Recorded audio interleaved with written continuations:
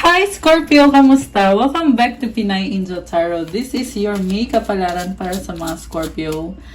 Love and career reading. Okay, mainly love reading talaga siya. Pero tingnan natin kung may mensahe din tungkol sa career nyo. Kumusta kayo guys? Ready ko lang yung mga cards nyo.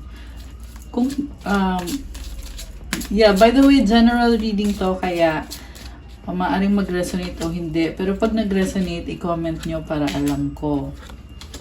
At kung kailangan nyo naman ng gabay, you can book a private reading with me. Tingnan nyo na lang po sa description box. Andyan po nakalagay yung mga contact details. Okay, so kuha tayo ng oracle message. Kumusta mga Scorpio? Okay, ang unang mensahe para sa'yo is telepathic dreams. Oh, ang dami mo mga pangarap ngayon. Ang lakas ng intuition mo ngayon. Merong person na kumukonect sa'yo telepathically or nababasa nyo yung isip ng isa't isa. Close soul connections are harmoniously synchronized, creating moments of telepathy. Share your dreams together and encourage each other to make them a reality. Ang dami mong pangarap ngayon, Scorpio. Huwag lang magmadali. Take it one step at a time kasi hindi pwedeng sabay-sabay. Yan yung nafe-feel kong mensahe para sa'yo ngayon. Okay. From the tarot, overall energy is Page of Swords. Curiosity. Meron kang pinag-aaralan.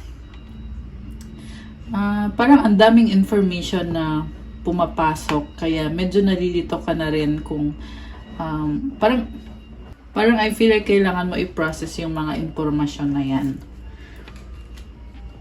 Okay, so ang focus mo ngayon, Nine of Cups, enjoyment, celebration, happiness, opportunities. Kita mo yung mga isda, mukhang ang daming ganap and ina-enjoy mo lang. What crosses you? King of Pentacles. So, sa nakikita ko dito, Scorpio, mag-isa ka eh. Pinipili mo yung happiness mo. At the same time, nakafocus ka sa mga priorities. Very practical. Pero kahit practical ka, ini-enjoy mo yung ginagawa mo. Kaya nakakatuwa. Ang daming blessings. And kita mo yung mga dahon-dahon. It symbolizes growth. And nag-mature ka ngayon. Parang nag-iba ka, which is in a good way na maturity yung nakikita ko dito. What lies below? Nine of Pentacles. Kayang-kaya mo sarili mo, so ibig sabihin kahit may person ka, hindi mo siya kailangan kasi okay na okay ka eh. And nagbubunga na din yung mga pinaghirapan mo, lalo na sa kaperahan mo at sa career mo. May nakita lang din ako na parang pinagsasabay-sabay mo yung mga bagay-bagay kaya hindi rin madali para sa'yo. At the same time, nag-enjoy ka naman. What lies above? Two of Wands. Waiting. Ano ka hinihintay? Ano kaya yon? Something big. And sa ngayon, kalmado ka.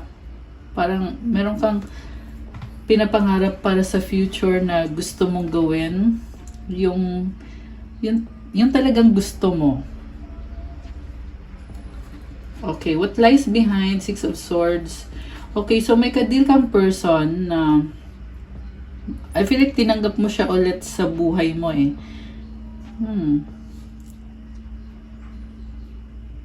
Ano kaya yan? May nakita din kasi ako dito guys na parang mas pinili mong mag-isa. Although party pa rin ng buhay mo yung taong yan. Nagkaroon kayo ng problema pero parang nagdesisyon ka dito na hayaan na lang yung kung ano mo yung disagreement nyo. 222 on the clock. Ayan, may angel numbers tayo guys. So, it symbolizes na parang moving towards calmer waters. And, by the way, kakatapos lang ng new moon. Kaya, na-excite din ako sa reading para sa Scorpio kasi bago ngayon ang energies. 'Di ba?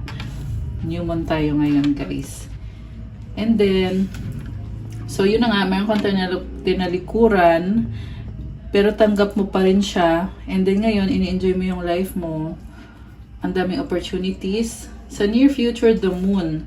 So parang alam na alam mo na ngayon ini-enjoy mo, pero merong stress na paparating, kaya parang nalilito ka. Siguro ang advice ko lang dito, wag mo lang pangunahan. Kasi iniisip mo na hindi pa nga nangyayari eh. Just go with the flow sa ngayon. Okay. Ang person mo naman, Four of Pentacles. Nakafocus din siya sa kaperahan niya and nag-grow na din yung person mo, pero may nakita ko dito na ayaw mo na niya mag-risk. Meron kayong kasunduan dalawa, pero inisip niya kasi na mas okay if uunahin muna niya yung mga pangangailangan sa like sa bahay. Very practical. Ayaw din gumastos. Siguro financially, inipon niya kung anong meron siya for the rainy day. Para pag may emergency, 'di ba, may pera siya. And hindi niya masyadong binubuksan yung puso niya kasi nag-iingat din siya, ayaw niya masaktan. I feel like pinag-aaralan niya ng mabuti kung anong meron kayo. Kaya naman niya magbigay sa connection nyo or sa relasyon nyo, pero mas pinipili na lang niya na wag na muna. Okay. So, Knight of Cups. Wow, guys, this is nice. May romance. And yung alam, may obstacle sa inyo eh. Parang andun yung feeling na kaya nyo i-enjoy yung relationship nyo, pero may mga priorities din kayo. At the same time, assured ka. Parang assurance yan eh na okay ka, okay din siya. So, yeah, magandang balita yon. Okay. Mutual energies, Queen of Wands. Wow. Commitment and attraction. Parang nakikita ko dito, willing kang ibigay lahat para sa taong yan or sa sitwasyon na yan. I feel like sorry, bulol. Situation. I feel like situation to, guys, kasi kita mo may apoy yung kamay niya, kulay blue. So, ikaw yung hands-on talaga sa isang sitwasyon na papakita mo yung best mo, and also very charming ng energy mo dito. So, kung meron ka mang ibang ka-deal, mukhang very business-minded ka ngayon. Kasi, business-minded din kasi si Queen of Wands pagdating sa pera or sa career. Sa love naman, very committed and very charming, very attractive. Okay. The outcome is the Hangman. Okay, ito na nga yung problema kasi okay ka ngayon pero iniisip mo na yung magiging issue or magiging problem. So, medyo ina-overthink mo. Napipressure ka kasi eh. Sabi ko nga kanina, huwag mong pangunahan, just go with the flow. Okay. So, mag-clarify tayo, guys. Gagamitin kong cards ay itong kulay purple na tarot deck. Okay, so i-clarify natin. Parang sinustock mo ngayon yung person mo. Tinitingnan mo siya. Curious lang. Hindi naman sa may mga intention or what. Curiosity lang talaga yung nakikita ko dito. Oh my gosh! Page of Swords, the Death card, and the Sun. Okay. So, kasi ito yung kina-clarify ko. Tapos, lumabas din ulit tong card na to. Again, this is about curiosity. Guys, ang laking pagbabago nangyayari ngayon. So, lumabas yung Death card and yung the Sun. Ikaw to eh. Ang card ng tarot na Death card, it symbolizes Scorpio energy. Kaya, ibig sabihin, may binago ka sa sarili mo at may bagong simula para sa'yo. Meron ka kasing cycle na kailangan mo i-let go muna pansamantala kasi merong bagong opportunity sa harap mo na napakalaking opportunity. Kita mo yung kamay niya, nakabukas, nakaganyan. Ibig sabihin, in-embrace mo yung bagong opportunity na very exciting. May clarity ka ngayon. So, kung naging down ka man, nagkakaroon ka ng bagong pag-asa. May nakita ko dito, guys, na merong cycle na napakahaba na parang sa wakas, ito na. Tapos na yung cycle na yan, ito na in-embrace ko na ngayon yung bagong cycle. Oh my gosh! So, syempre connected din to sa new moon energies, which is nabanggit ko kanina. Kasi diba last month nag-solar eclipse. Tapos, ngayon bago na yung moon. So, yung mga energies na yun, tapos na yun, nilet go mo na yun. Or, ito na nga, nilet go mo na kasi bago na yung ini-embrace mo na opportunity. At kita mo yung rays ng sun, it's full of positivity. At the same time, hindi perfect ang lahat. Okay? Kahit hindi perfect ang lahat, okay na okay pa rin. Kasi napakalaking opportunity nitong nasa harap mo. Wow, nakakatawa. Okay. So, i-clarify pa natin, guys. Sobra kang nag-i-enjoy. Yun, i-clarify natin yun. Kung anong dahilan bakit masaya si Scorpio. Eight of Swords, the Tower, and the High Priestess. Oh my gosh! Ito ngayon, guys, merong nagbago. Malaking transformation. So, siguro, hindi talaga madali. Kasi kanina ang ganda ng card lalo na itong Sun card na ini-embrace mo na bagong opportunity. Pero dito sa cards na to, hindi yan, alam mo yun, hindi yan ganun kadali. Pero ang nakakatuwa kasi kayang-kaya mo. And tahimik ka lang dito, mas pinipili mong itago kung ano yung mga pinagkakabisihan mo ngayon. Hindi mo naman na kailangan i-share yan. At isang way din yan to focus sa mga responsibilidad mo or sa kailangan mong gawin. Okay, pareho itong sa love and career kaya hindi ko specifically masabi kung anong sitwasyon kasi general reading, so iba-iba din kayo ng situation. Okay? Ayan, so mag-clarify pa tayo.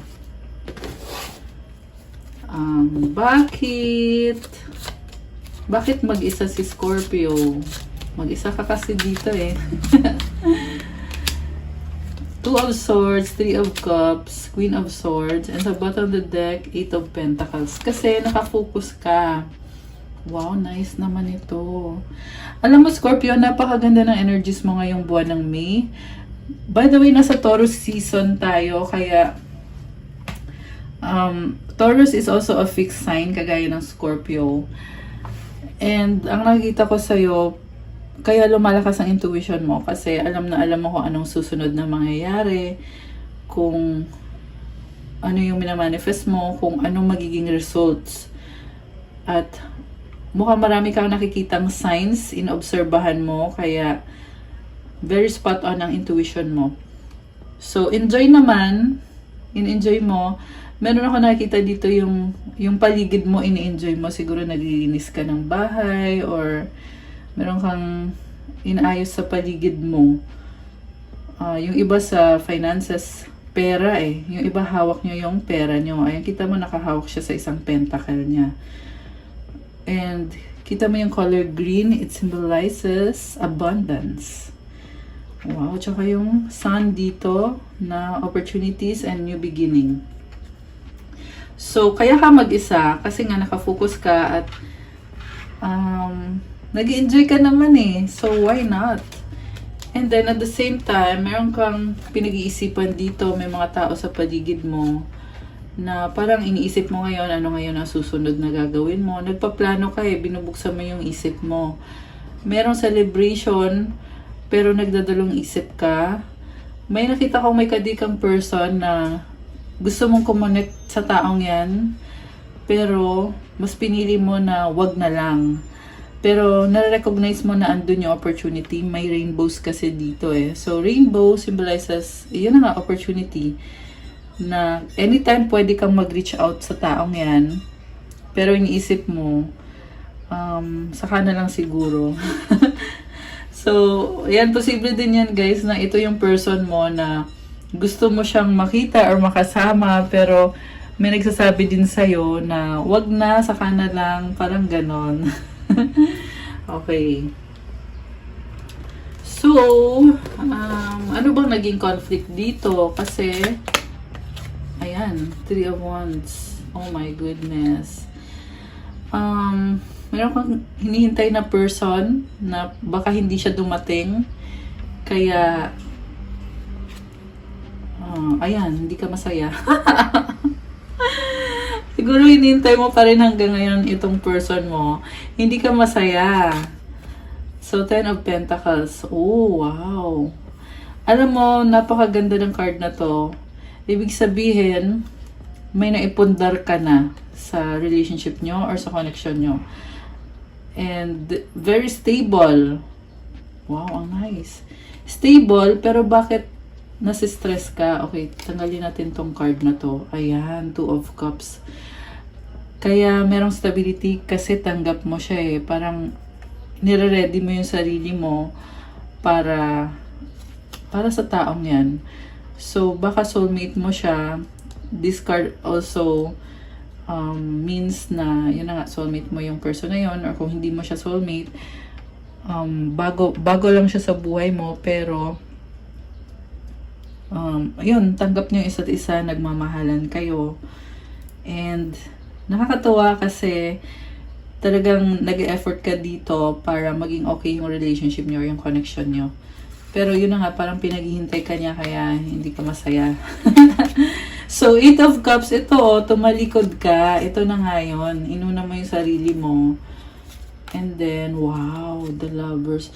So, may nakita kong Scorpio dito na talagang pinili mo na deadmahin mo na siya. Mahal mo pa rin siya, oo, pero yung emotions mo, hindi mo na sa kanya lahat binibigay. Hindi mo na ininvest sa kanya. Kasi dati, sa kanya lahat eh.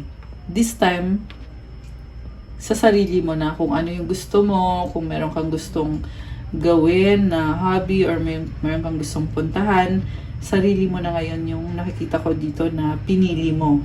Kasi Lovers is also about making a choice. Pero hindi naman ibig sabihin na ayaw mo sa kanya kasi it also means na malaking bagay yan, yung decision na ginawa mo. Kasi nga, mahal mo yung taong yon. Okay. Wow, guys. Speaking of mahal, siya talaga yung happiness mo, Scorpio. Nakakaloka din, no? Na-amaze ako kasi ngayon ang strong mo kasi natitiis mo. Kahit ganito mo siya kamahal.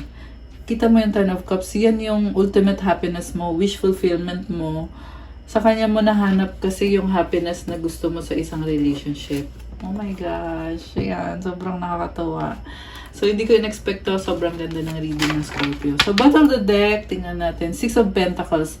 Andun pa rin naman yung connection nyo na pag kailangan mo siya, andyan siya. Pag kailangan ka niya, andyan ka rin. So, hindi pa rin nawawala yon. Okay na okay pa rin. Queen of Cups. Wow. May nakita ko na gusto mo siyang tulungan. Ayan, or gusto mo magbigay. Kita mo may hawak siyang pentacle. Posible yan financial. Posible din naman material na bagay. Okay. Page of Cups. Wow! Exciting opportunity. Oh my gosh. Very nice ng cards. So, baka ito yung person na ka-deal mo. King of Swords. This can be air sign, Gemini, Libra, Aquarius, or someone na very logical, mag-isip. 5 of Wands. So, nakikita ko dito, tinatry niya yung best niya sa'yo, although parang nag-fail siya eh. 5 of Swords. Okay. Kasi may burden siya, 10 of Wands, 10 of Swords. Oh, pero sabi dito, tapos na. Tapos niya yung burden niya. 9 of Pentacles. Okay, I feel like ready na siya para sa'yo, Scorpio. Ayan, oh, the Chariot. Pupunta na. Pupunta na nga ba? 6 of Wands. Yes. Okay, so i-clarify natin ha. Kasi kanina sabi ko nga, diba, parang ready na siya, pero pinipili niya na wag muna. Okay, tingnan natin anong susunod doon. I-clarify natin. Yung 4 of Pentacles. Page of Wands. Wow, guys. Pwede tong mensahe. Pwede din tong nagbago yung energy niya. 11:44 on the clock. Ayan, may angel numbers. I love it. Nagbago yung energy niya. Magician, minamanifest niya ngayon kasi sobra kanyang mahal. Oh my gosh! King of Cups. Guys, alam mo, bagay kayo. Kanina, lumabas ito. Ikaw to eh, si Queen of Cups. Ito naman yung person mo, King of Cups. Grabe. Alam mo, nakikita ko sa kanya, masaya siya sa'yo. Parang, ang gaan ng aura niya, Masaya siya na andyan ka, party ka ng buhay niya. Wow, guys! Love it. Okay, tingnan natin tong nakasilip na card. Oh my gosh! Muntik ko pang nabitawan yung card eh. Romantic! Knight of Cups. Ayan, masaya siya sa'yo. May romance. Girl! Ayan. So, expression ko lang yun, guys, ha? yung sinabi kong girl. Hindi kasi may ibang mga, syempre, may mga lalaki na nanonood dito. So, pwede nyo namang baliktarin yon. So, hindi naman kailangan na, porket mostly ay babae, hindi kailangan na pambabae yung reading natin. Gusto ko lang i-clarify. Minsan kasi may nababasa ko sa comments na bakit daw puro babae. Hindi. Pwede to sa lalaki, pwede to sa babae. Kasi, wala namang gender sa tarot. Ayan. Unless kung gusto nyo talaga ng specific sa'yo, pag ganun, kailangan nyo na ng private reading. Ayan. So, pwede kayong magpa-book ng private reading. So, ayan, ituloy natin, guys. Four of Swords. Ayun na nga, pinapahinga niya yung isip niya. Wheel of Fortune. Pero, ang laki ng pinapangarap nitong person na to. There is expansion and growth. Oh my gosh. May nakita ko na umiiwas. Pero, nag-iisip. Sobra siyang nahihirapan, nagsastruggle siya dito, oh. Ayan. Kita mo yung Five of Pentacles, meron siyang parang rays ng sun. Ibig sabihin, may positive, may negative. So, it's only a matter of how you appreciate it. Minsan kasi, pag merong nawala sa'yo, hindi mo na na-appreciate yung blessing.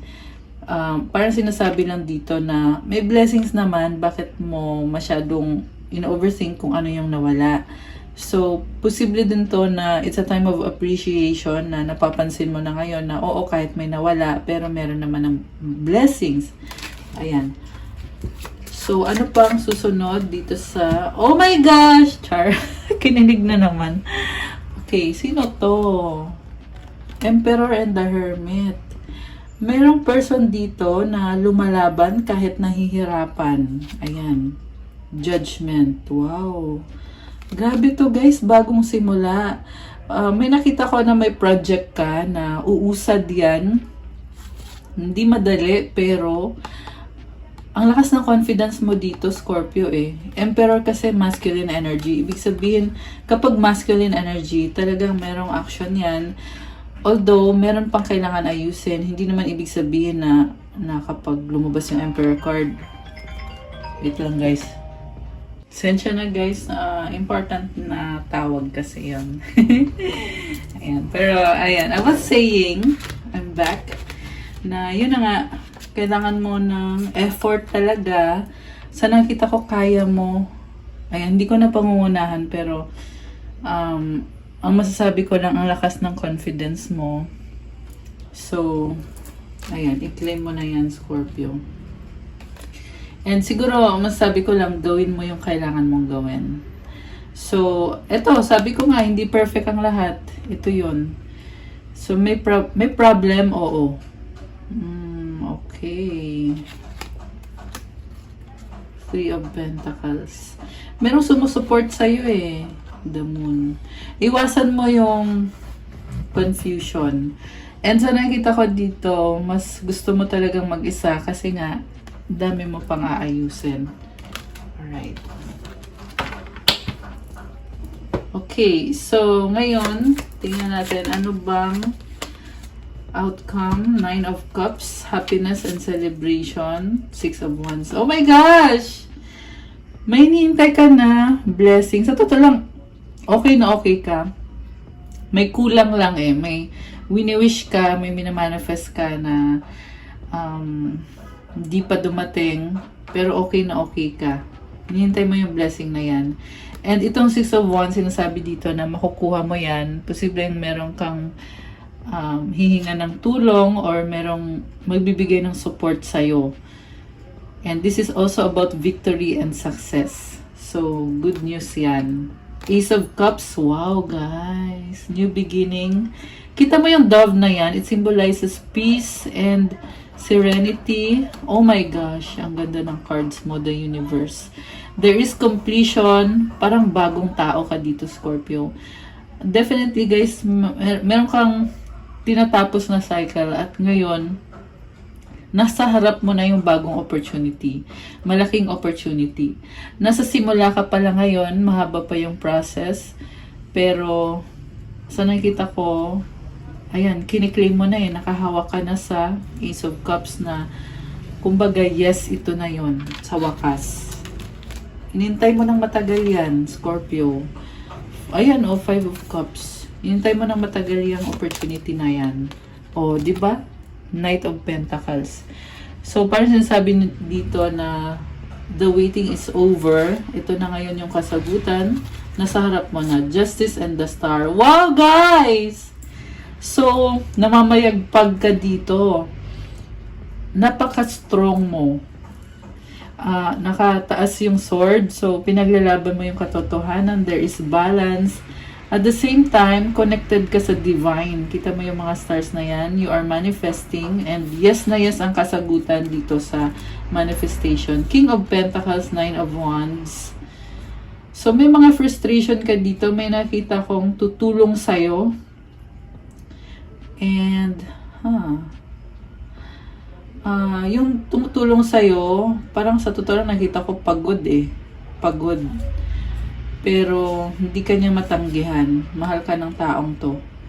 So, possible na yung person mo ay siya din yung tutulong sa'yo. Or may nakita kong father dito. Ayan. Or baka siya, tatay na rin siya. Ayan. And, ang nakita ko dito sa person na to, nagkikare talaga sa'yo to. Mahal ka. Mahal na mahal ka nito. Hindi ka niya matatanggihan. So, possible din guys na ikaw tong nakakaramdam ng pagod or pareho kayo. Pero, umuusad. Nagkakaroon ng mga changes. Ace of Wands. So, ayan. Grabe, ang bongga naman. Queen of Wands and the Ace of Wands. Ikaw to. Two of Pentacles. By the way, the Ace of Wands symbolizes desire. Ayan. Kagustuhan mo talaga yan. Two of Pentacles. Juggling ka. Napakabilis na energy. Alam mo yung juggling? Ini-enjoy mo yan na yung ang dami mong ginagawa. Sabay-sabay. Productive.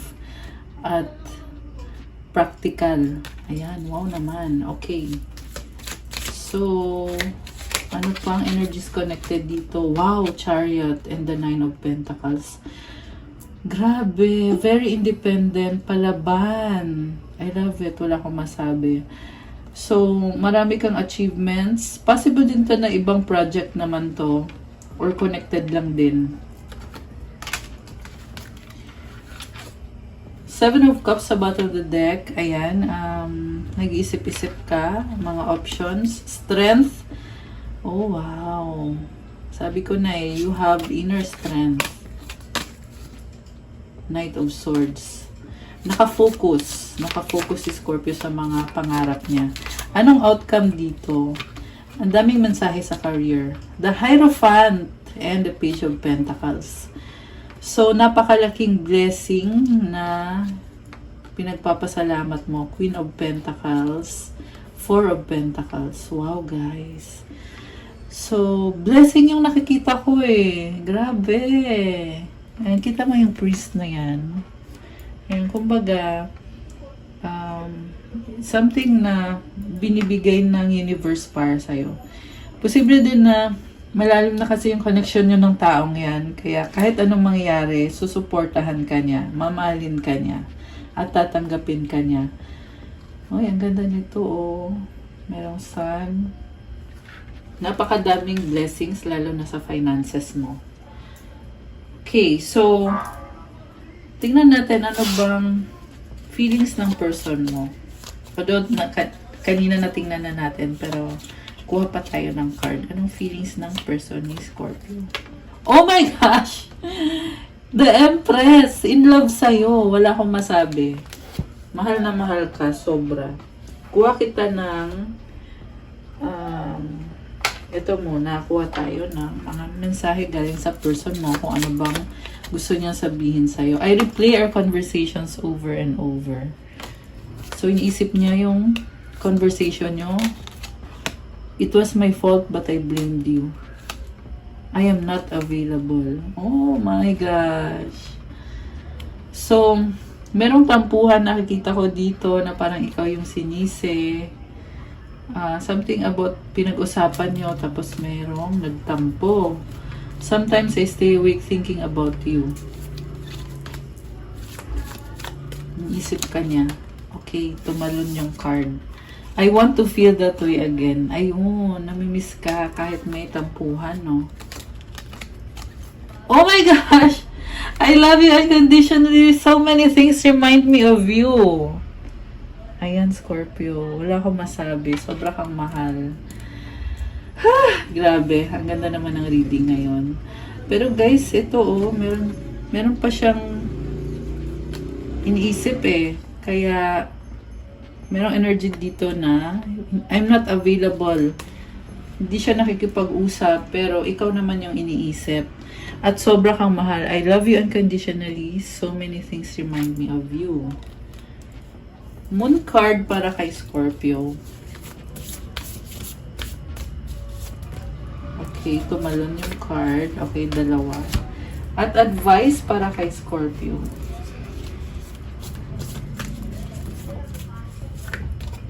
Okay. So, luck is on your side. Yung man in Sagittarius. Ayan, maswerte. Yan ang sabi. The end of a tough cycle approaches full moon in Capricorn. Wow, guys! I love it. Sabi ko nga kanina, may nagtatapos na cycle. Napakahirap na cycle yan. Pero, patapos na. Bago na ngayon yung cycle para sa'yo. I love it. At merong swerte. Pinapaboran ka. Wow. Advice para sa iyo is ambition. May I offer all my deepest longings to love itself and invite a divine plan beyond the mind's imagining. Please use me for the highest good. Napakalaki ng ambition mo. I-offer mo daw yan sa love at kung ano yung plan ni God para sa iyo na hindi mo ma-imagine. At tulong din para sa mga tao sa paligid mo. Ayan, I love it. So, okay guys, that's all Scorpio for your makeup alarm. Thank you for watching. I-like nyo na tong video na to. At comment kung nag-resonate ba. Kasi the more comments, ayan, malaki chance na gagawa ako ng bonus reading para sa mga Scorpio. And also, kung kailangan nyo ng gabay, kung nag-resonate kayo at kailangan nyo ng more information, pwede kayong mag-book ng private reading with me. Tingnan nyo po sa description box. Andyan po nakalagay yung mga detalye. And message nyo ako sa Viber or sa WhatsApp para mas mabilis. For those naman na gustong mag-avail ng crystals, kung wala pa kayong crystals or hindi pa kayo nakaka-try, subukan nyo yung mga crystals galing sa akin kasi alagang-alaga po. Check out my Instagram. Nakapost po doon. May mga crystals to attract love, attract money, for communication, for self-confidence, motivation, focus sa trabaho mo, mental clarity, protection, and calming, invite opportunities, at marami po pong iba. So, message na lang kayo guys. Siyempre, follow niyo ako sa social media accounts ko. Thank you, Scorpio! Have a good day. Na-enjoy ko yung reading today. God bless you all and stay safe. I'll see you again soon. Love you guys. Bye!